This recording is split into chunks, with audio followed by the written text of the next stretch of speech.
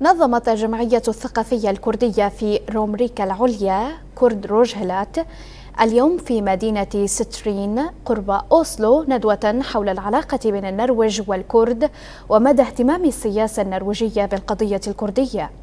شارك في الندوة كل من ماني حسيني عضو البرلمان النرويجي وطونيا برينا وزيرة العمل والاندماج وأندرياس كريفيك سكرتير الدولة في وزارة الخارجية والمسؤول عن ملف الشرق الأوسط، وجميعهم من حزب العمال النرويجي.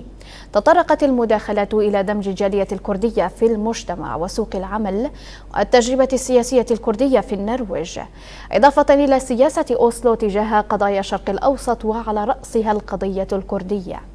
وشهدت الندوة طرح أسئلة من الحضور ركزت على موقف النرويج من الكرد في إيران وضرورة مواجهة الأنظمة المستبدة في المنطقة، إضافة إلى الوضع في سوريا وحقوق المكونات فيها.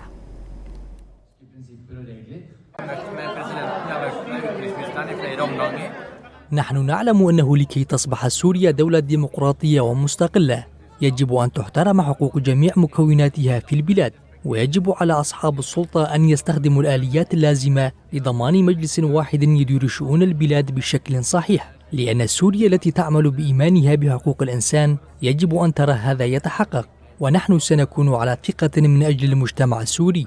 وعندما نرى أمورا تحدث وتهدد هذه المجتمعات أو التعايش السلمي فيها أو تستثنى غيرها فإن ذلك يكون سلبيا، ويجب علينا التعامل مع مجتمعاتنا السورية بحرص ومسؤولية.